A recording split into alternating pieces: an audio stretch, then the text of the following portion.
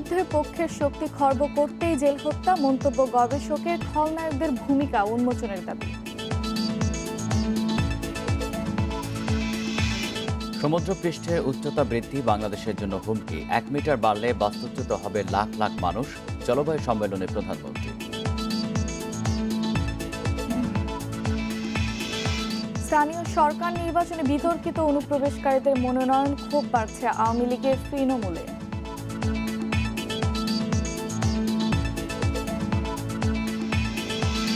কক্সবাজারের টেকনাফে রোহিঙ্গা শিবিরে কথিত আরসা নেতার মরদেহ উদ্ধার, মহিবুল্লাহ হত্যায় জড়িত সন্দেহ। বিশ্বকাপে রাতে আফগানিস্তানের বিপক্ষে ভারতের বাঁচা মরার ম্যাচ, বিকেলে লড়বে নিউজিল্যান্ড স্কটল্যান্ড।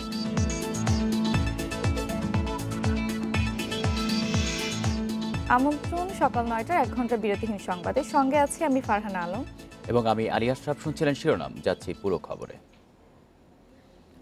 জেল হত্যা দিবস আজ। 1975 সালের এই দিনে ঢাকা কেন্দ্রীয় কারাগারে বন্দী থাকা অবস্থায় নির্মম হত্যাকাণ্ডের শিকার হন জাতীয় 4 নেতা। সেদিন পাশের সেলে থাকা বন্দী এবং ইতিহাসবিদরা মনে করেন মুক্তিযুদ্ধের পক্ষের শক্তিকে নেতৃত্বশূন্য করতেই এই হত্যাকাণ্ড। বিচার নিয়ে অসন্তোষ জানিয়ে নেপথ্যের খলনায়কদের ভূমিকা উন্মোচনের জোর দাবি জানিয়েছেন তারা।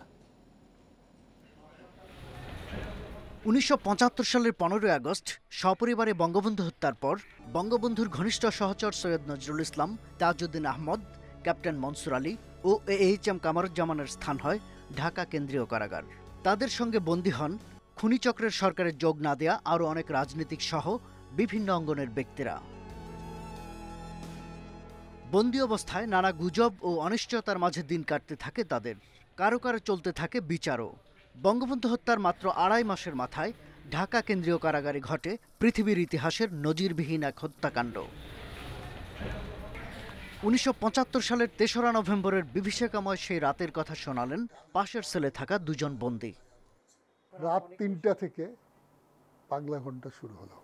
আমি কিছু লোকের পদধ্বনি পেলাম।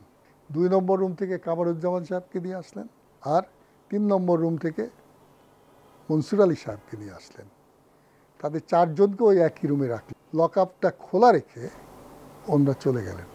এখানে বসা, এখান থেকে ঢুকেই এক লগে তোমার এই 5-7-6-7 জনে ব্রাশ ফায়ার করছে।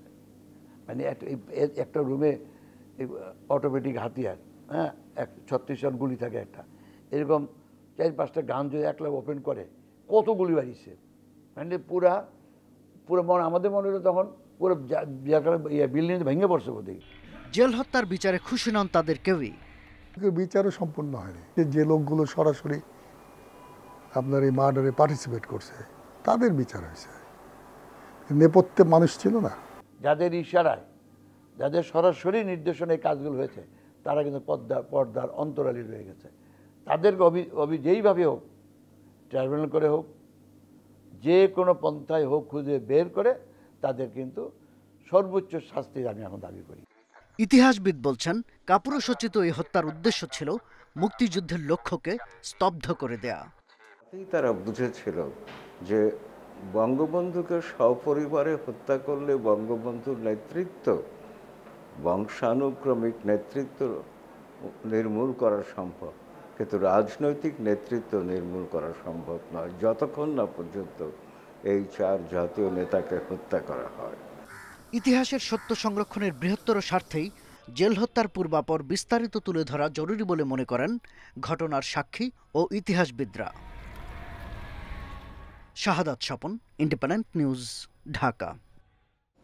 জেল হত্যা দিবস উপলক্ষে ধানমন্ডির 32 নম্বরে বঙ্গবন্ধু প্রতিকৃতিতে শ্রদ্ধা নিবেদন চলছে। সেখানে আছেন সহকর্মী শাহাদাত স্বপন। স্বপন, এই মুহূর্তে কি আনুষ্ঠানিকতা চলছে? শ্রদ্ধা জানাতে আসা মানুষ কি বলছেন? দেখুন, সকাল 8:15টার দিকে এখানে এসেছিলেন আওয়ামী লীগের নেতৃবৃন্দ। তাদেরকে নেতৃত্ব দিয়েছেন আওয়ামী লীগের সাধারণ সম্পাদক ওবায়দুল কাদের।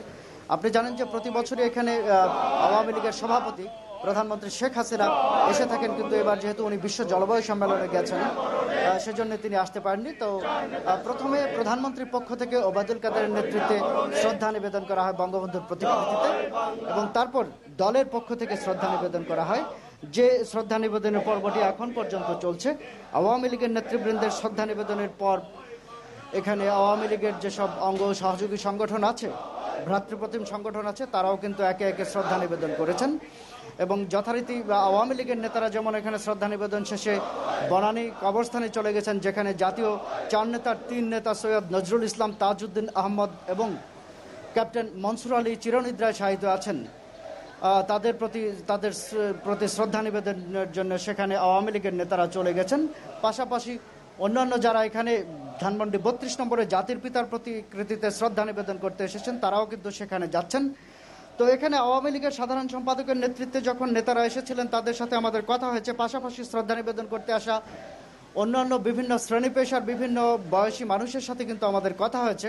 তো ওবায়দুল কাদের এখানে গণমাধ্যম কর্মীদের সাথে কথা প্রসঙ্গে যেটি বলেছেন, তাকে আমরা প্রশ্ন করেছিলাম যে বঙ্গবন্ধু হত্যাকাণ্ডের বিষয়ে তো সরকারের পক্ষ থেকে বলা হয়েছে যে একটি তদন্ত কমিশন করা হবে এই হত্যার পূর্বাপরের বিষয় বিস্তারিত তুলে ধরার জন্য। তো জেল হত্যার বিষয়ে এরকম কোনো পরিকল্পনা সরকার আছে কিনা? তো ওবায়দুল কাদের যেটি বললেন যে দেখুন, এই বিচারটি চলমান আছে, অর্থাৎ যে দণ্ডিত আসামিরা আছে পলাতক, তাদের দণ্ড কার্যকরের পর সরকার এই বিষয়ে ভাববে। অর্থাৎ 4 নেতার যে হত্যা, অর্থাৎ জেল হত্যাকাণ্ডের বিষয়ে তদন্ত কমিশন করার বিষয়ে সরকারের এখন পর্যন্ত ভাবনা নেই। এই বিষয়টি মূলত ওবায়দুল কাদের তুলে ধরেছেন। পাশাপাশি তিনি যেটি বলেছেন যে সমসাময়িক যে প্রসঙ্গ সেটির উপর ভিত্তি করে তিনি বলেছেন যে বাংলাদেশের বর্তমান যে প্রধান এবং অভিন্ন সংকট, সেটি হচ্ছে সাম্প্রদায়িক যে সংঘাত হয়েছিল সম্প্রতি, সেই সাম্প্রদায়িকতাকে তিনি বলেছেন অভিন্ন এবং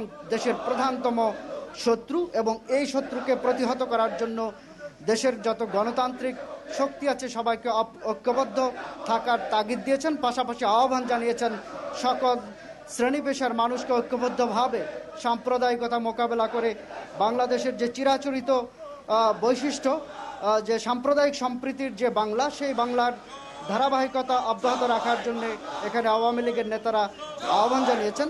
তবে রাজনীতির বাইরে যেসব লোকজন এখানে এসেছেন, বিভিন্ন শ্রেণী পেশার মানুষ, তারা কিন্তু এই দাবিটি করেছেন যে জেল হত্যাকাণ্ডের এখন পর্যন্ত যে বিচার হয়েছে, সেই বিচারে কিন্তু তাদেরও আসলে তারাও কিন্তু সম্পূর্ণভাবে যে সন্তুষ্ট সেটি না, এবং তারা কিন্তু এখানে দাবি করেছেন যে এই হত্যাকাণ্ডের বিস্তারিত তুলে ধরার জন্য বঙ্গবন্ধু হত্যার বিষয়ে যেরকম তদন্ত কমিশনের একটি প্রতিশ্রুতি সরকারের পক্ষ থেকে দেওয়া হয়েছে, সেরকম একটি তদন্ত কমিশন গঠন করে জেল হত্যার বিস্তারিত তুলে ধরা হয় যেন ইতিহাস সংরক্ষণের স্বার্থে।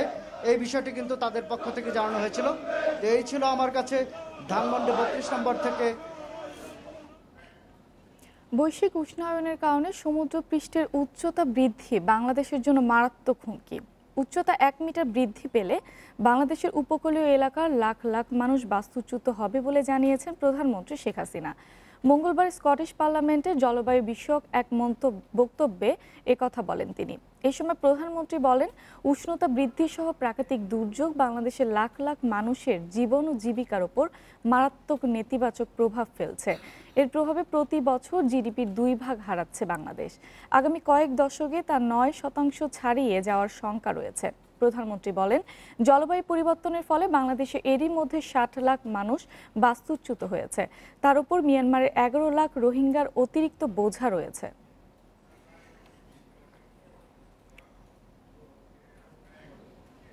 প্রধানমন্ত্রী শেখ হাসিনা বলেছেন, জলবায়ু পরিবর্তনের ঝুঁকিতে থাকা দেশগুলোর বিপদ বাড়াচ্ছে বড় দেশগুলো।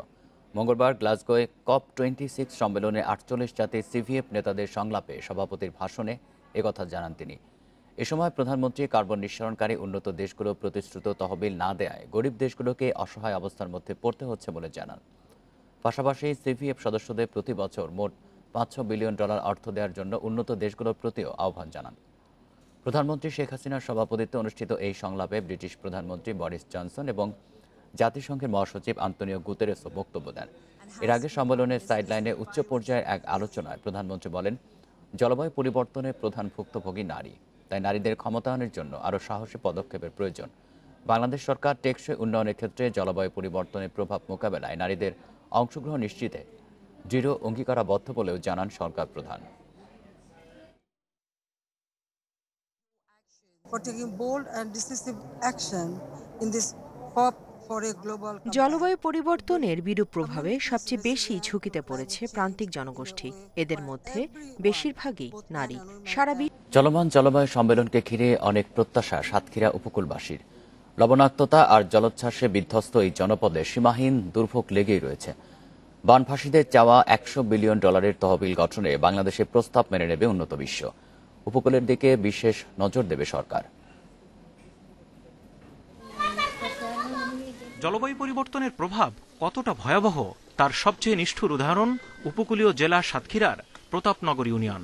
ঘূর্ণিঝড় আম্পানের পর থেকে এখন পর্যন্ত প্রায় 1.5 বছর ধরে পানিবন্দী 10 গ্রামের মানুষ।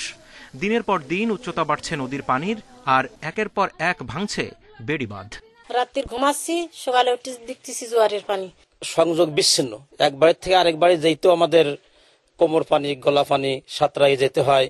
মাত্র আমাদের টেকসই বেড়িবাঁধ না হলে আমাদের বাঁচার কোনো উপায় নেই। যাতে আমরা সুস্থ হলে দিন সামনে কাটাতে পারি, এইটি হলো আমাদের প্রধানমন্ত্রীর কাছে দাবি। সিডর আইলার তাণ্ডব থেকে ঘুরে দাঁড়াতে না দাঁড়াতেই পরবর্তী প্রায় প্রতি বছরই হামলে পড়ছে ঘূর্ণিঝড়। ক্ষতিপূরণের আশায় তারা চেয়ে বাংলাদেশ সরকারের দিকে। নজর রয়েছে জলবায়ু সম্মেলনেও। বিশেষ করে এই বেড়িবাঁধ নির্মাণ এবং উপকূলীয় মানুষের উদ্বস্ত যারা, তাদের জন্য পুনর্বাসনের ব্যবস্থা এবং উপকূলীয় যে ফসলাদি এই যে লবণাক্ততার কারণে হচ্ছে না। সে গ্লাসগো সম্মেলন শেষে সরকারের কাছে আমাদের প্রত্যাশা, সরকার যেন উপকূল নিয়ে নতুন করে সে চিন্তা ভাবনা করে। পরিবেশবাদীরা বলছেন, গ্লাসগো সম্মেলনে উত্থাপন করা প্রধানমন্ত্রীর প্রস্তাব বাস্তবায়ন হলেই বাঁচবে উপকূল। কার্বন নিঃসরণ কমানো, জলবায়ুর ক্ষতি প্রশমন ও পুনর্বাসনের ফান্ড নিশ্চিত করাই এর সমাধান। প্যারিস চুক্তিতে 2015 সালে কিন্তু পরিষ্কারভাবে বলা হয়েছিল উন্নয়নশীল দেশগুলিকে তারা উন্নত দেশগুলি তাদের ইনকামের, তাদের জিডিপির 0.07% টাকা সহায়তা করবে। আজকে সেই টাকাটা আমরা পাচ্ছি না সেই ক্ষতিগ্রস্ত দেশ হিসাবে। আমরা বলতে চাই, লস এবং ড্যামেজের ভিত্তিতে আমাদের এই ক্ষতিপূরণ দিতে হবে। জলবায়ু ঝুঁকিতে থাকা 48 দেশের মধ্যে শীর্ষে রয়েছে বাংলাদেশ, আর দেশের মধ্যে সবচেয়ে বেশি ক্ষতিগ্রস্ত সাতক্ষীরা ও খুলনা উপকূল। Zahidul Bashar, independent news, Dhaka. জন্ম নিবন্ধন সনদ পেতে ভোগান্তি চরমে পৌঁছেছে। প্রতিদিন বিভিন্ন জেলায় সনদ পেতে সংশ্লিষ্ট দপ্তরে গিয়ে ঘন্টার পর ঘন্টা অপেক্ষায় থাকতে হয় হাজারো মানুষকে। কোথাও কোথাও বাড়তি টাকা নেওয়ার অভিযোগও করেছেন ভুক্তভোগীরা। শুধু সনদ পাওয়া নয়, ভোগান্তি পোহাতে হচ্ছে জন্ম সনদ সংশোধনেও। স্কুলে ভর্তি সহ নানা প্রয়োজনে জন্ম নিবন্ধন সনদের প্রয়োজন বাড়ায় এর চাহিদা আগের চেয়ে বেড়েছে। চট্টগ্রামে প্রতিদিন 4 থেকে 500 মানুষ জন্ম সনদ পেতে আবেদন করেন। তবে নানা জটিলতায় দিনের পর দিন ঘুরেও সনদ পাচ্ছেন না অনেকে। ভুক্তভোগীরা বলছেন, জন্ম সনদ পেতে এখন চাওয়া হচ্ছে জমির খতিয়ান, বিদ্যুৎ বিল সহ নানা কাগজপত্র। আমার ভোটার আইডি আছে, আমার অনলাইন কপি আছে, তারপরেও কেন আবার চেয়ারম্যান সনদ লাগবে, আবার জাতীয়তার সনদ লাগবে। দেশের বাড়ি যেতে হবে, চেয়ারম্যানকে বলতে হবে, চেয়ারম্যান এটা দাও, চেয়ারম্যান বলবো এটা আনো, ওইটা আনো, আরেকটা আনো, এগুলো আমি কোথায় পাবো? কেবল সনদ পাওয়া নয়, ভোগান্তি রয়েছে সংশোধনেও। সনদে ছাপানো কপি ও অনলাইন কপির মধ্যে অমিল সংশোধনে অসংখ্য মানুষ প্রতিদিন ধর্ণা দেন সংশ্লিষ্ট ইউনিয়ন পরিষদ ও পৌরসভায়। সেখান থেকে জেলা ও উপজেলা প্রশাসন কার্যালয় হয়ে সংশোধনী আসতে লেগে যায় অনেক দিন। সংশোধনের ইয়েটা কেন চেয়ারম্যানের কাছে দায়িত্ব না দিয়ে উপজেলা নির্বাহী কর্মকর্তা। বিতর্কিত ও অনুপ্রবেশকারীরা স্থানীয় সরকার নির্বাচনে নৌকা প্রতীকে মনোনয়ন পাওয়ায় ক্ষোভ বাড়ছে আওয়ামী লীগের তৃণমূলে। মনোনয়ন পাওয়াদের কেউ এসেছেন বিএনপি ও জাতীয় গণতান্ত্রিক পার্টি থেকে, কেউ আবার মানবতা বিরোধী অপরাধীর পরিবার থেকে, অভিযোগ নেতাকর্মীদের। এসব বিতর্কিত মনোনয়নে তৃণমূলে বাড়ছে বিভেদ। তৃতীয় দফায় পঞ্চগড়ের আটোয়ারিতে 5টি ইউনিয়নে হচ্ছে নির্বাচন। আলোয়াখোয়া ইউপিতে আওয়ামী লীগের মনোনয়ন পেয়েছে মোজাক্কারুল আলম।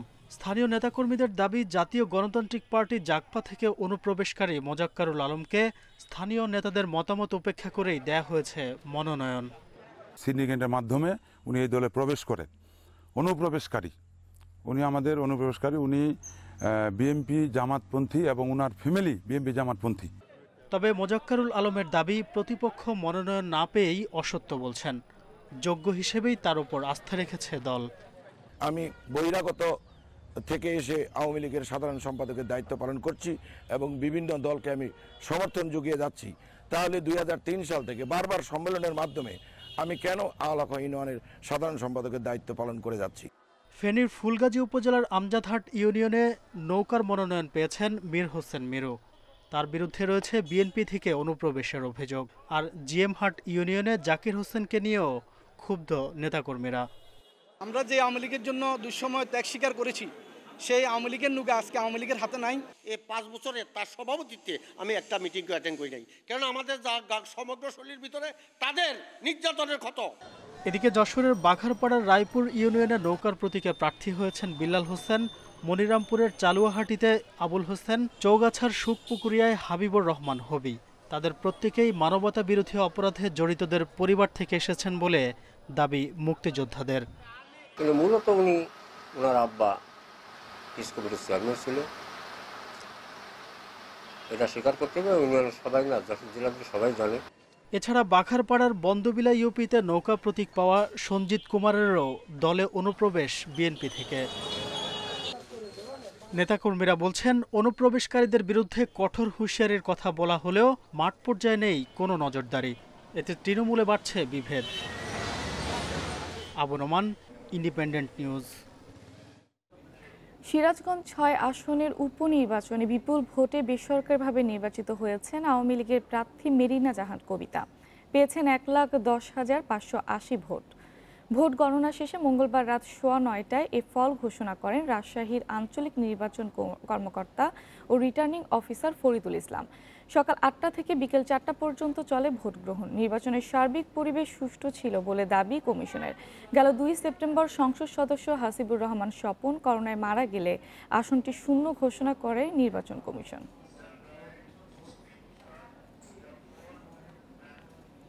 ইউনিয়ন পরিষদ ভোট নিয়ে সহিংসতার ঘটনায় নির্বাচন কমিশন বিব্রত বলে মন্তব্য করেছেন প্রধান নির্বাচন commissioner K M Nurul Huda. তিনি বলেন, সহিংসতা বন্ধে রাজনৈতিক দলগুলোর ভূমিকা নেতিবাচক। মঙ্গলবার আইনশৃঙ্খলা পরিস্থিতি নিয়ে মাঠ পর্যায়ের কর্মকর্তাদের সঙ্গে বৈঠক শেষে সিইসি একথা বলেন। ইউনিয়ন পরিষদ নির্বাচনে সহিংসতা বেড়ে যাচ্ছে মন্তব্য করে সিইসি জানিয়েছেন, সহিংসতা কমানোর পথ খুঁজছে ইসি। মাঠ পর্যায়ে সহনশীলতা না থাকলে নিয়ন্ত্রণ করা সম্ভব নয় বলেও মন্তব্য করেন তিনি। এদিকে এক প্রশ্নের জবাবে নির্বাচন কমিশনার রফিকুল ইসলাম বলেন, নির্বাচনে অপ্রীতিকর ঘটনায় মাঠ প্রশাসনকে দায় নিতে হবে, প্রয়োজনে তাদের জবাবদিহির মধ্যে আনা হবে।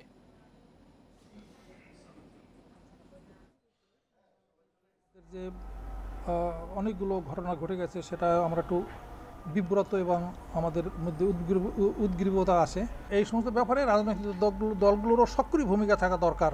যে নির্বাচনের বিষয়টা তো শুধু নির্বাচন কমিশনের না, এটা তো সকলেরই, তাদেরও, আর আমরা তার ব্যবস্থাপনায় থাকি শুধু। সুতরাং তারা আরও একটু প্রোয়েক্টিভ যদি হয় তাহলে এই সহিংসতাগুলো কমে।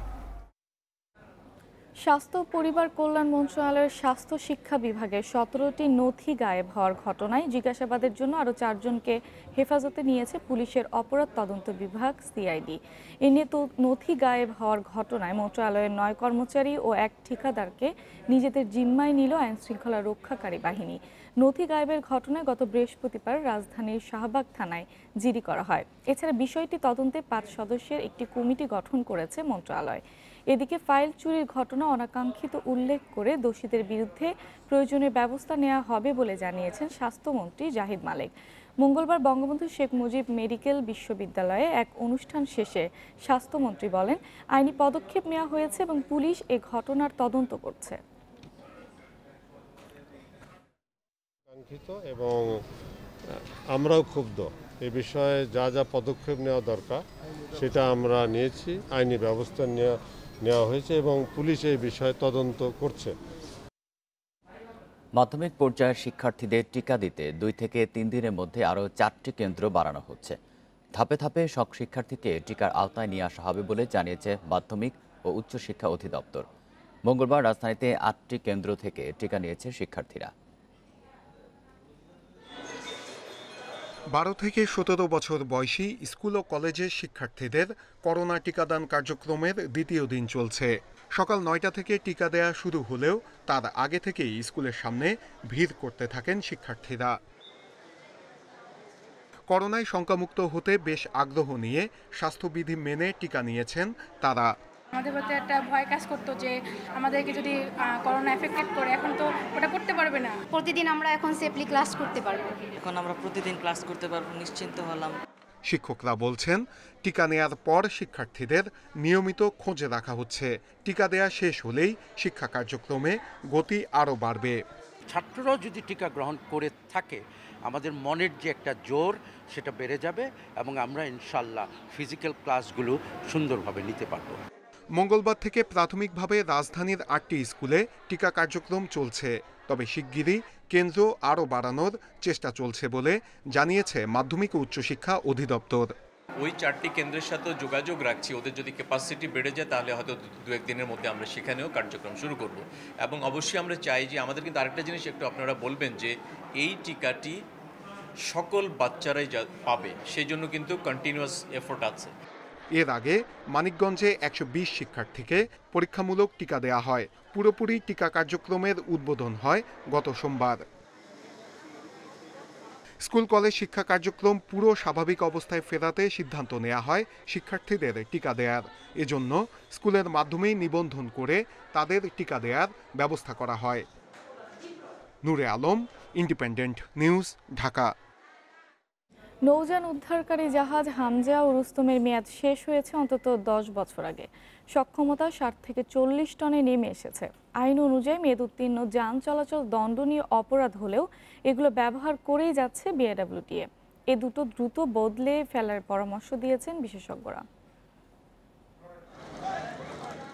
পাটুরিয়ায় ডুবে যাওয়া ফেরি আমানত শাহ উদ্ধারে আসে হামজা ও রুস্তম। সেটি তুলতে গিয়ে ব্যর্থ হয় দুটোই, কারণ খালি অবস্থাতেই আমানত শাহর ওজন 448 টন আর রুস্তম হামজার সক্ষমতা সর্বোচ্চ 120 টন।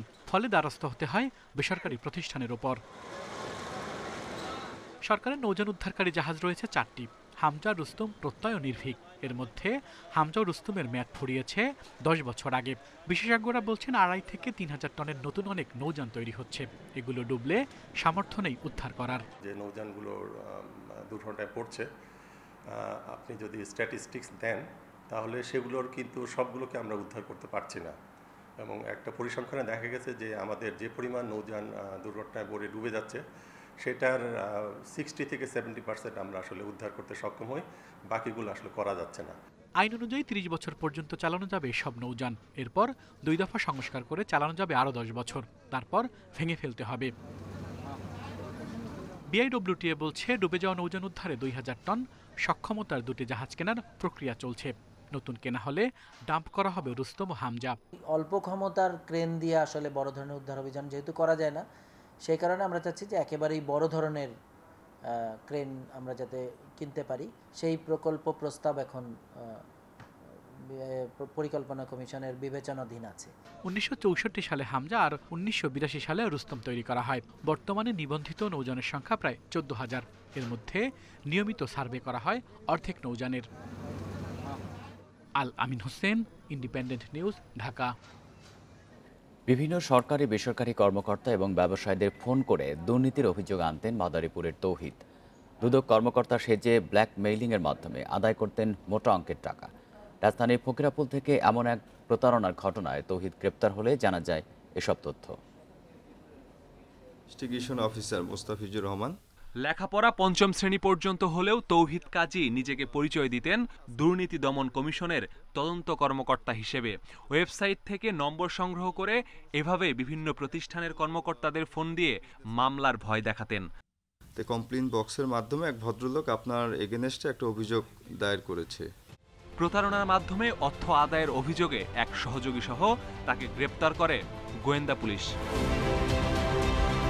জিজ্ঞাসাবাদে তৌহিদ জানায় তাদের মূল টার্গেট আমদানি রপ্তানি বাণিজ্যে জড়িত ব্যবসায়ীরা।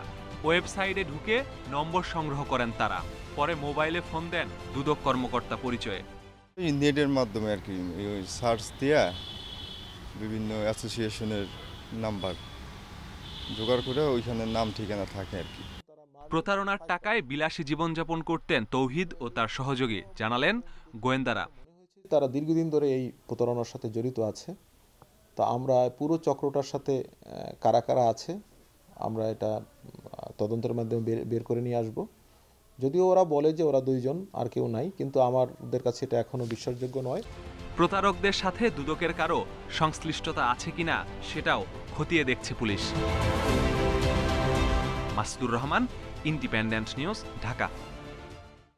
নিত্যপণ্যের দাম শিগগিরই কমার সম্ভাবনা দেখছেন না কেউ। মন্ত্রণালয় আন্তর্জাতিক বাজারের দিকে তাকিয়ে আছে জানালেন খোদ বাণিজ্যমন্ত্রী। এদিকে লাগামহীন দামের সঙ্গে পাল্লা দিতে পারছে না ক্রেতা। আশ্বাস নয়, এখন কার্যকর পদক্ষেপের দাবি তাদের। একসঙ্গে এত নিত্যপণ্যের দাম সচরাচর বাড়তে দেখেননি ক্রেতারা। তবে বাজার লাগামহীন ঘোড়া, এর সঙ্গে পাল্লা দিতে গিয়ে বিপর্যস্ত নিম্ন ও মধ্যবিত্ত। এ অবস্থায় বাজারে গিয়ে কষতে হচ্ছে যোগ বিয়োগের অঙ্ক। খরচ কমাতে চাহিদার অনুপাতে পণ্য কিনতে হচ্ছে কম। যদি সরকার একটু হেল্প করতো দামটা মেনটেন করার জন্য, তাহলে আমাদের জন্য খুব ভালো হতো। বাজারের টাকা তো হাজবেন্ড আর বাড়াই দিচ্ছে না, যেটা দিচ্ছে আরো কম দিচ্ছে, আগের তুলনায় বাজারের টাকা আরো কম দিচ্ছে। পাশাপাশি যে দোকান আছে সেখানে আপনার ভিন্নতা, এই ভিন্নতাকে রক্ষা করানো ভোক্তা অধিকার যে আইন, তাদেরকে অবশ্য সচেষ্ট হওয়া উচিত। তেল চিনির বাড়তি দামের জন্য বিশ্ববাজারের প্রসঙ্গ তুলছেন বাণিজ্যমন্ত্রী। তবে ডিম, মুরগি, আলুর মতো দেশের পণ্যের দাম বাড়ছে কেন, এ প্রশ্ন ছিল তার কাছে। ওয়ার্ল্ড মার্কেটে তেলের দাম, ডালের দাম, চিনির দাম বাড়ছে, যার ফলেই দেশের যেসব জিনিস আছে সেটা কমে যাবে, কমছে। ওভারঅল সিচুয়েশন, ইম্পোর্টেড জিনিসের প্রাইস আন্তর্জাতিক বাজারে না কমলে আমাদের পক্ষে তো কঠিন হবে সেটা কমানো। তবে সরকার কিছু কিছু জায়গায় ট্যাক্স কমিয়েছে, আমরা সর্বাত্মক চেষ্টা চালাচ্ছি যাতে করে সহনীয় মাত্রায় রাখা যায়। বাজার বিশ্লেষকরা বলছেন, আমদানি পণ্যের শুল্ক বাড়লে সঙ্গে সঙ্গেই দাম বাড়ে, তবে কমলে তার প্রভাব পড়ছে না বাজারে। সেজন্য কাগজে কলমে তদারকি নয়, সরকারি সংস্থার সমন্বিত উদ্যোগ চান তারা। ইম্পোর্ট ডিউটি বা ট্যারিফ কমানো হলেও কিন্তু এর বাজারে কোনো ধরনের রিফ্লেকশন করছে না। সুতরাং সরকারকে আমদানি নির্ভর পণ্যগুলোর ক্ষেত্রে ইম্পোর্ট ডিউটি কমানো এবং বাড়ানোর জন্য কঠোর নজরদারিতে আনা প্রয়োজন। বিশেষ করে বড় আমদানিকারকরা তাদের অবস্থানের কোনো অপব্যবহার হচ্ছে কিনা সেটা দেখা, আবার অভ্যন্তরীণ বাজারের ক্ষেত্রে যারা সরবরাহকারী, সেখানে যারা বড় বড় গুদামজাতকারী রয়েছেন, সেই পর্যায়ে আসলে এটার কোনো ব্যত্যয় হচ্ছে কিনা সেটা দেখা। এছাড়া নিত্যপণ্যের দামে লাগাম টানতে খোলা বাজারে পণ্য বিক্রি আরও জোরদারে পরামর্শ দিচ্ছেন বিশ্লেষকেরা। Shahid Ahmed, independent news, Dhaka. কয়েকদিন বিরতির পর আজ থেকে শুরু হচ্ছে খোলা বাজারে সাশ্রয়ী দামে ট্রেডিং কর্পোরেশন অব বাংলাদেশ টিসিবির পণ্য বিক্রি কার্যক্রম। তবে এবারে প্রতি লিটার তেলের দাম 10 টাকা এবং ডালের দাম 5 টাকা বাড়িয়েছে সংস্থাটি। মঙ্গলবার এক সংবাদ বিজ্ঞপ্তিতে এই তথ্য জানিয়েছে টিসিবি। এতে জানানো হয়, এখন থেকে টিসিবির 1 লিটার তেল কিনতে 100 টাকার বদলে 110 টাকা গুনতে হবে ভোক্তাদের। একইভাবে 1 কেজি মসুর ডাল কিনতে হবে 55 টাকার বদলে 60 টাকায়। তবে চিনির দাম আগের মতো 55 টাকা এবং পেঁয়াজের দাম 30 টাকা অপরিবর্তিত রাখা হয়েছে। দেশব্যাপী 400 থেকে 450 ভ্রাম্যমাণ ট্রাকে টিসিবির পণ্য বিক্রি কার্যক্রম চলবে, যা শুক্রবার এবং ছুটির দিন ছাড়া আগামী 28 নভেম্বর পর্যন্ত চালু থাকবে। মৌলভীবাজারের কোমলগঞ্জে যুবলীগ নেতা নাজমুল হাসানকে কুপিয়ে হত্যার ভিডিও সামাজিক যোগাযোগ মাধ্যমে ভাইরাল হওয়ার পর এলাকায় ব্যাপক চাঞ্চল্যের সৃষ্টি হয়েছে। এই ঘটনায় 2 জনকে গ্রেফতার করেছে পুলিশ। ব্যবসায়িক দ্বন্দ্ব নিয়ে এই ঘটনা বলে প্রাথমিকভাবে ধারণা করছেন তদন্তকারীরা। গত 31 অক্টোবর কোমলগঞ্জের চৈত্রঘাট বাজারে প্রকাশ্যে ব্যবসায়ী নাজমুল হাসানকে কুপিয়ে ফেলে যায় দুর্বৃত্তরা। গুরুতর অবস্থায় সিলেট উইমেন্ট মেডিকেলে ভর্তির পর ওই দিনই মারা যান তিনি। ওয়াজ মিয়ার ছেলে আমার বাইরের মাথা যে মেম্বারে লাইতো আমার বাইরের মাথাত মারছে, মাথাত খাইয়া সেত খাইয়া দৌড়িয়া প্রায় আমার বাড়ি 30 জায়গা গেছে। 3 মিনিটের ভিতরে 46টা সেত আমার বাড়ির শরীর মারা হয়েছে। তবে ঘটনার 2 দিন পর সামাজিক যোগাযোগ মাধ্যমে ভাইরাল হয় হত্যাকাণ্ডের সেই ভিডিও, যা সারা দেশে আলোচনা সমালোচনার জন্ম দেয়। এই ঘটনায় 14 জনের নাম সহ অজ্ঞাত কয়েকজনের বিরুদ্ধে মামলার পর অভিযানে নামে পুলিশ। জড়িত সন্দেহে 2 জনকে গ্রেপ্তার এবং উদ্ধার করা হয়েছে হত্যাকাণ্ডে ব্যবহৃত 2টি ধারালো অস্ত্র ও মাইক্রোবাস। এই ঘটনাকে ব্যবসায়িক দ্বন্দ্বের জের বলছে পুলিশ। তারপরও রহস্য উদ্ঘাটনে চলছে তদন্ত। পুলিশের প্রাথমিক তদন্তে প্রতীয়মান হয় যে ভিক্টিমের সাথে প্রতিপক্ষের দীর্ঘ 10 বছর যাবৎ পারিবারিক দ্বন্দ্ব ছিল। উক্ত ঘটনায় একটি হত্যা মামলা রুজু করা হয়েছে। এজাহার নামেও 2 জন আসামি গ্রেফতার করা হয়েছে। হত্যায় ব্যবহৃত অস্ত্র ও গাড়ি উদ্ধার করা হয়েছে। নাজমুল হাসান চৈত্রঘাট বাজার ব্যবসায়ী সমিতির সভাপতি এবং রহিমপুর ইউনিয়ন যুবলীগের সাংগঠনিক সম্পাদক ছিলেন। Independent news desk. 800 বিঘা জমিতে মাল্টা, আঙ্গুর সহ বিভিন্ন প্রজাতির দেশি বিদেশি ফল চাষ করে আলোড়ন সৃষ্টি করেছেন শেরপুরের হযরত আলী। মাটি ও আবহাওয়া অনুকূলে থাকায় সমতল ভূমিতেও মিশ্র ফল চাষে এসেছে ব্যাপক সফলতা। তার বাগানে কর্মসংস্থানের সুযোগ হয়েছে 2 শতাধিক মানুষের। অন্যরাও আগ্রহী হচ্ছেন মিশ্র ফলের আবাদের প্রতি। একসময় শেরপুরে শুধু ধান আর পাটের আবাদ হতো, পরবর্তীতে শুরু হয় শাকসবজির আবাদ। কিন্তু মাল্টা, আঙ্গুরের চাষ হবে তা ছিল ধারণার বাইরে। 2 বছর আগে সদর উপজেলার রৌহা গ্রামের হযরত আলী কৃষি বিশেষজ্ঞদের পরামর্শে মিশ্র ফলের চাষ শুরু করেন। প্রথমে 100 বিঘা জমিতে মাল্টা, কমলা, ড্রাগন, খেজুর সহ 12 প্রজাতির দেশি বিদেশি ফল চাষ করলেও এখন 800 বিঘা জমিতে ফ্রাই সফেদা, মালবেরি সহ 271 জাতের ফলের পরীক্ষামূলক আবাদ করছেন তিনি। গতবার অল্প অল্প ফল আসে, আমি ফলের কোয়ালিটি খুব ভালো পাইছি। এবার আমার বাণিজ্যিকভাবে আমার প্রজেক্ট সফল। বাগানে রাসায়নিক ও ক্ষতিকর কীটনাশক ব্যবহার না করায় উৎপাদিত ফলের চাহিদা বেশি। প্রতি বছর 14 কোটি টাকার ফল বিক্রির লক্ষ্য ধরা হলেও গত 10 মাসেই বিক্রি হয়েছে 10 কোটি টাকার। আমরা সবসময় চেষ্টা করি প্রাকৃতিকভাবে কিভাবে গাছের যত্ন করা যায়। আমরা কখনোই প্রাকৃতিকের বাইরে বিভিন্ন ভ্যারাইটি ব্যবহার করি না। সমতল ভূমিতে বাণিজ্যিকভাবে বিদেশি ফলের চাষ করে এলাকায় আলোড়ন সৃষ্টি করেছেন হযরত আলী। বিশাল আয়তনের এই বাগানটি দেখতে বিভিন্ন স্থান থেকে প্রতিদিনই ভিড় করছেন দর্শনার্থীরা। মাল্টা, আঙ্গুর, পেয়ারা সহ অন্যান্য ফলজ বাগান করেছেন। সে কথা শুনে আমরা বন্ধুবান্ধব সহ সবাই দেখতে আসছি। স্থানীয় কৃষি কর্মকর্তা জানান, হযরত আলীর সফলতা দেখে মিশ্র ফলের বাগানে অন্যরাও আগ্রহী হচ্ছেন। তাদের উদ্বুদ্ধ করা সহ প্রয়োজনীয় পরামর্শ দিচ্ছেন তারা। তার দেখা দেখি শেরপুরে আরো অনেকে মাল্টা চাষে কৃষক আগ্রহী হচ্ছেন। তো ভবিষ্যতে যদি মাল্টার আবাদ এইভাবে বাড়তে থাকে, আমাদের বিদেশের উপর যে নির্ভরতা, আমদানি নির্ভরতা মাল্টার উপরে, সেটা কমে আসবে। হযরত আলীর এই বাগানে কর্মসংস্থানের সুযোগ হয়েছে 2 শতাধিক বেকার মানুষের। Independent news desk. 5 থেকে 11 বছরের শিশুদের জন্য ফাইজারের টিকার চূড়ান্ত অনুমোদন দিল যুক্তরাষ্ট্র। দেশটির খাদ্য ও ঔষধ নিয়ন্ত্রক সংস্থা FDA এ অনুমোদন দিয়েছে। এক বিবৃতিতে মার্কিন প্রেসিডেন্ট জো বাইডেন বলেছেন, টিকা দেওয়ার মধ্য দিয়ে শিশুদের নিয়ে মা বাবাদের উদ্বেগ কমবে। দেশটিতে এ পর্যন্ত মারা গেছে 7.5 লাখের বেশি মানুষ। এদিকে বিশ্বে করোনায় একদিনে মারা গেছে 6,500 মানুষ, নতুন শনাক্ত 3,75,000-এর বেশি। এ নিয়ে মোট প্রাণহানি ছাড়িয়েছে 50,27,000। এ পর্যন্ত আক্রান্ত 24,82 লাখের বেশি। একদিনে সর্বোচ্চ 1,178 জন মারা গেছে রাশিয়ায়। দেশটিতে নতুন শনাক্ত 39,000। জার্মানিতে এক সপ্তাহে সংক্রমণ বেড়েছে 73% আর মৃত্যুহার বেড়েছে 78%। যুক্তরাজ্য এক সপ্তাহে মৃত্যু হার বেড়েছে 17%। পুরো ইউরোপ জুড়েই আবারও বাড়ছে করোনা সংক্রমণ ও মৃত্যু।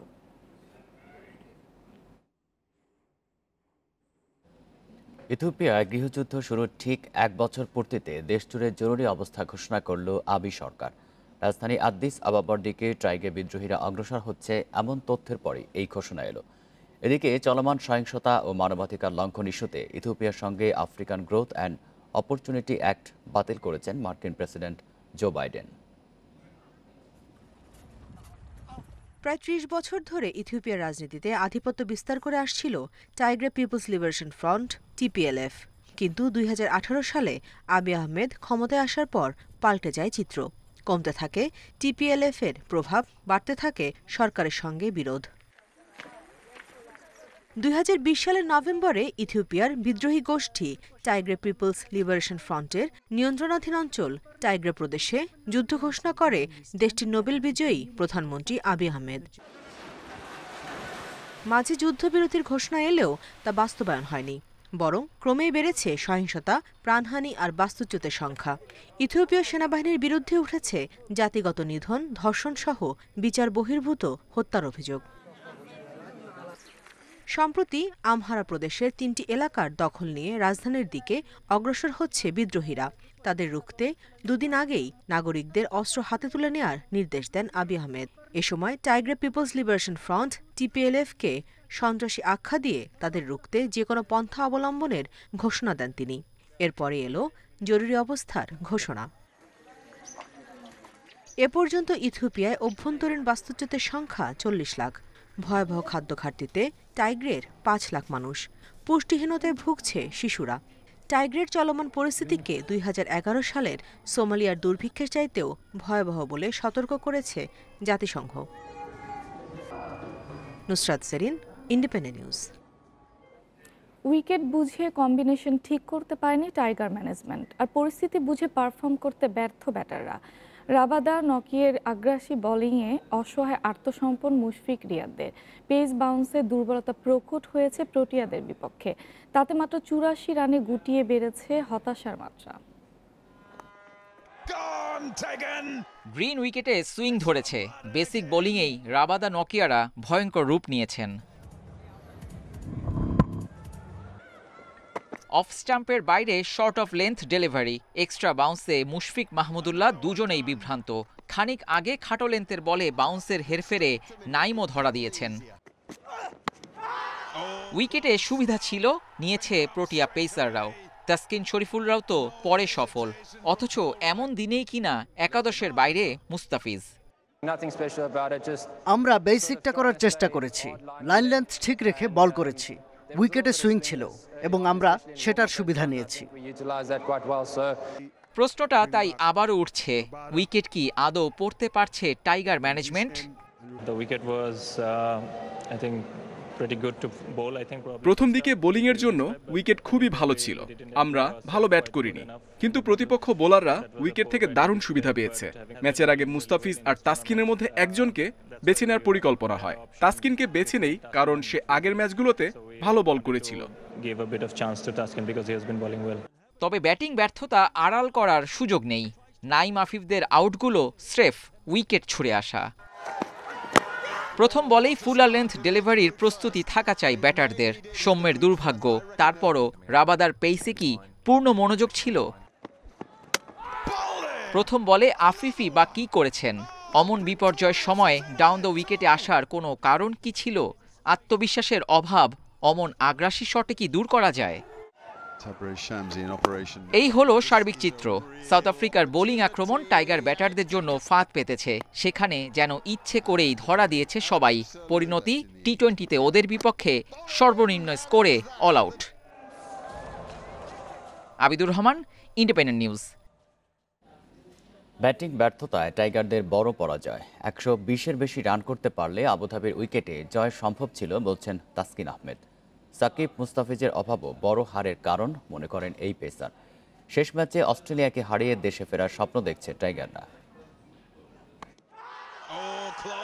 টাইগারদের ৭ উইকেট নিয়েছেন প্রোটিয়া পেসাররা। অন্যদিকে তাসকিনও ছিলেন দুর্দান্ত। ৪ ওভারে ১৮ রান দিয়ে নিয়েছেন 2 উইকেট। তাতে মাত্র ৮৪ রান চেস করতে নেমে বেগ পেতে হয়েছে। প্রোটিয়াদের খেলতে হয়েছে ১৪ ওভার পর্যন্ত। বিশ্রামহীন উইকেটে ১৪০ অথবা ৫০ নয়, ১২০-এর বেশি রান করলেই ভালো কিছু সম্ভব ছিল বলছেন তাসকিন। তাতে বড় দায় সেই ব্যাটসম্যানদের। আমরা তো একটু ব্যাকফুটে বিকজ কিছু ম্যাচ হারাতে, সো ব্যাটিং ইউনিটে একটু কনফিডেন্ট লো থাকার কারণে আসলে হয়তো ভালো হয়নি। যদিও ওরা খুব ভালো বোলিং করেছে, কিন্তু আনফর্চুনেটলি আমরা বেশি টোটাল করতে না পারায় হয়তো ম্যাচটা হেরে গিয়েছি। টি-20 বিশ্বকাপে কখনোই কোনো ম্যাচ মিস করেননি সাকিব। ইনজুরিতে তাকে পাওয়া যায়নি, খেলানো হয়নি মুস্তাফিজকেও। ঠিকঠাক উইকেট পড়তে না পারায় তাকে একাদশে রাখা হয়নি। সেরা 2 তারকাকে বড্ড মিস করেছে টাইগার স্কোয়াড। সাকিব ভাই আর মুস্তাফিজ দুইজনই হোয়াইট বল ক্রিকেটে বা যে কোনো স্পেশালি শর্টার ফরম্যাটে বাংলাদেশের একটা অন্যতম স্ট্রেংথ। আনফর্চুনেটলি সাকিব ভাই ইনজুর্ড হয়ে গিয়েছে এবং মুস্তাফিজ আজকে ছিল না স্কোয়াডে। সো ওরা থাকলে ডেফিনেটলি বাংলাদেশের জন্য সবসময় একটা বাড়তি শক্তি, অপোনেন্টের জন্য একটা টেনশন থাকে। একটা করে ম্যাচ যাচ্ছে, টাইগারদের হারের ব্যবধান বাড়ছে, লজ্জায় পড়তে হচ্ছে। তবে তাসকিন এখনো আশা ছাড়ছেন না। অস্ট্রেলিয়াকে হারিয়ে দেশে ফেরার স্বপ্ন দেখছেন স্পিড স্টার। মাঝারুল ইসলাম, ইন্ডিপেন্ডেন্ট নিউজ, আবুধাবি, সংযুক্ত আরব আমিরাত।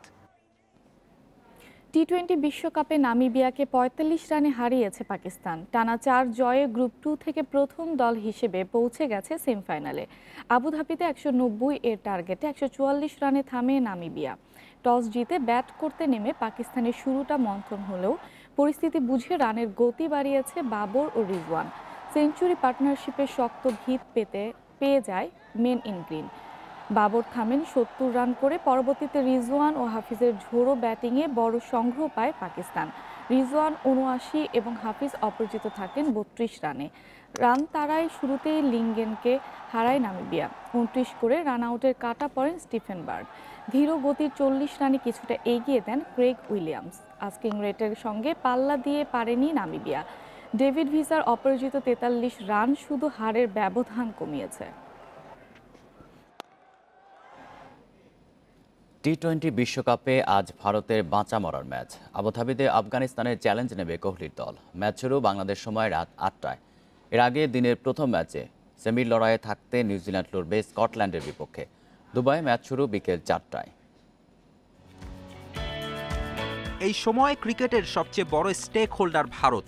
বিপুল দর্শকের কারণে মেলে কারি কারি টাকায় স্পন্সর। টিম ইন্ডিয়াকে ঘিরে প্রত্যাশাও আকাশ ছোঁয়া। চলতি বিশ্বকাপে টানা ২ ম্যাচ হেরে প্রবল চাপে কোহলির দল। সেমির স্বপ্ন ফিকে হয়ে টুর্নামেন্ট থেকে ছিটকে যাবার শঙ্কা। এমন হতশ্রী পারফরমেন্সে চরম ক্ষুব্ধ সমর্থকরা। অভিযোগের তীর আইপিএলের দিকে। ফ্রাঞ্চাইজি লিগ খেলাতেই নাকি ক্লান্ত টিম ইন্ডিয়া। সমালোচনার দাবানল যতই ছড়াক, কোহলিদের সেদিকে তাকানোর সুযোগ নেই। সামনে যে মাস্ট উইন ম্যাচ। আফগানিস্তানের কাছে হেরে গেলে স্বপ্নভঙ্গ হবে কোহলিদের। সেমির স্বপ্ন বাঁচিয়ে রাখতে ভারতকে জিততে হবে বাকি ৩ ম্যাচই। সঙ্গে থাকতে হবে নিউজিল্যান্ডের হারের প্রার্থনায়। এখানেই শেষ নয়, এরপর আসতে পারে নেট রান রেটের হিসাব। আগের ম্যাচে ওপেনিংয়ে বদল এনে লাভ হয়নি। মিডল অর্ডারে পান্ডিয়া, পান্থ, জাদেজা নামের প্রতি সুবিচার করতে পারছে না। ব্যাটারদের আরও সাহসী হতে বলছেন কোহলি। বোলিংয়ে এক বুমরা ছাড়া বাকিরা নির্বিষ। স্পিনেও আসছে না সাফল্য। ফলে ভরুণের জায়গায় অভিজ্ঞ অশ্বিনের ডাক পড়বে।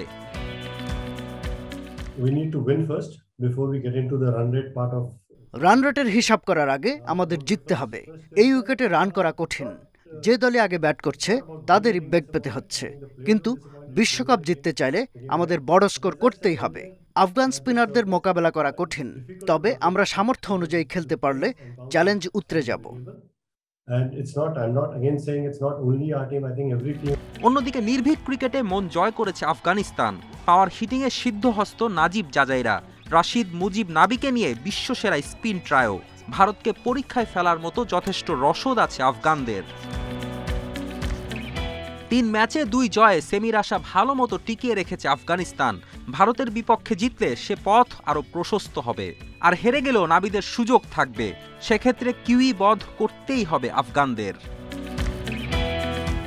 ফেরদৌস ইসলাম, ইন্ডিপেন্ডেন্ট নিউজ। ভ্রমণ ক্লান্তি প্রভাব ফেলেনি। ডেনমার্ক থেকে ঢাকায় ফেরার পরদিনই জাতীয় দলের ক্যাম্পে যোগ দিয়েছেন জামাল ভুঁইয়া। উতরে গেছেন ফিটনেস টেস্ট। শ্রীলঙ্কায় ৪ জাতি টুর্নামেন্টে নিজেদের এগিয়ে রাখছেন জামাল। সাফল্যের খোঁজে ফরওয়ার্ডদের ওপেন প্লে থেকে গোল করার তাগিদ অধিনায়কের। ডেনমার্ক থেকে ফিরেছেন সোমবার। ২৪ ঘন্টা পার না হতেই জাতীয় দলের ক্যাম্পে জামাল ভুঁইয়া। হালকা ওয়ার্ম আপের পর সতীর্থদের সাথে বল পজিশন নিয়ে কাজ করেন অধিনায়ক। মাঝে ফিটনেস পরীক্ষাও দিলেন। সেখানে সন্তুষ্ট ট্রেনার ইভান রাজলক।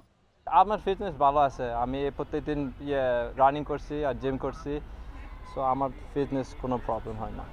প্রতিপক্ষ যেই হোক, বল দখলে বরাবরই পিছিয়ে বাংলাদেশ দল।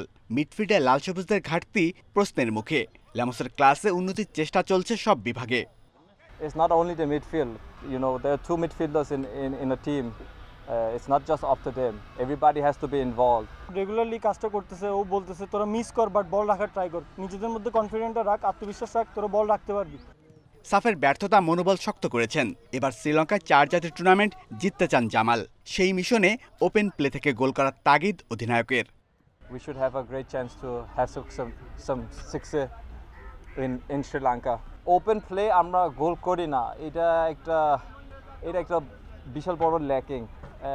কারণ ওপেন প্লে গোল করতে দেন প্লেয়ার একটু আরামসে আছে, সো দে ক্যান রিল্যাক্স মোর। বুধবার থেকে প্যারাইতে একাডেমিতে হবে অনুশীলন।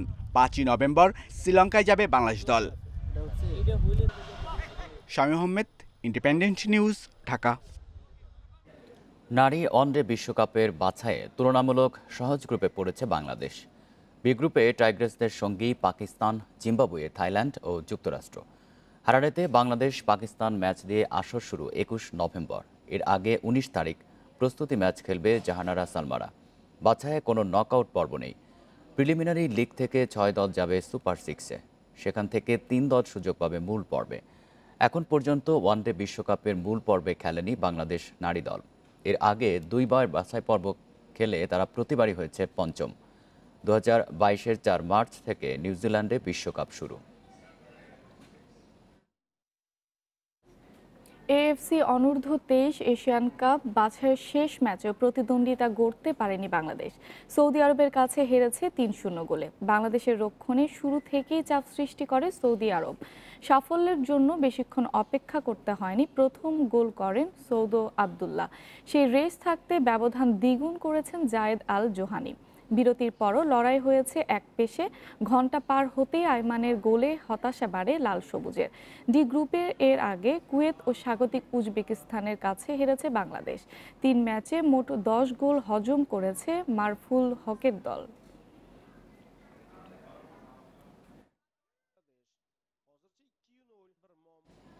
চ্যাম্পিয়ন্স লিগে রোনালদো জোড়া গোলে হার এড়িয়েছে ম্যান ইউনাইটেড। আতালান্তার সাথে 2-2 গোলে ড্র করেছে রেড ডেভিলস। আর ডায়নামো কিয়েভকে হারিয়ে টানা দ্বিতীয় জয় পেয়েছে বার্সেলোনা। ঘরের মাঠে 12 মিনিটে ইলিচিচের গোলে লিড নেয় আতালান্তা। পিছিয়ে পড়া ইউনাইটেডকে প্রথমার্ধের ইনজুরি টাইমে সমতা এনে দেন ক্রিস্টিয়ানো রোনালদো।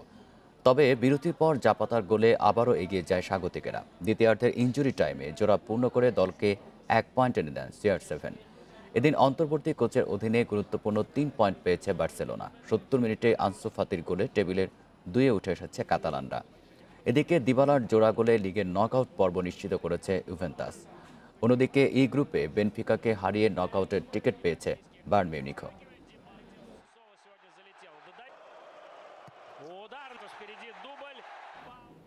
নুনো সান্তোকে বরখাস্তের পর নতুন ম্যানেজার নিতে বেশি সময় নেয়নি টটেনহাম হটস্পার।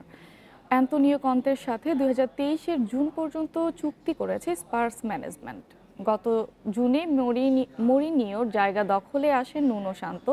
সম্প্রতি দলের ব্যর্থতায় চাকরি হারিয়েছেন তিনি। তার জায়গা পূরণে 3 বছর পর আবার ইংল্যান্ডে ফিরলেন অ্যান্তোনিও কন্তে। 2011-তে ইউভেন্টাসের যোগ দিয়ে 3টি সেরিয়াতে শিরোপা জেতান কন্তে। পরে চেলসিতে এসে অভিষেক মৌসুমে জিতিয়েছেন প্রিমিয়ার লিগ। 2019-এ ইন্টার মিলানে ফিরে জেতান লিগ শিরোপা। এবার টটেনহামের ভাগ্য বদলানোর চ্যালেঞ্জ কন্তের সামনে।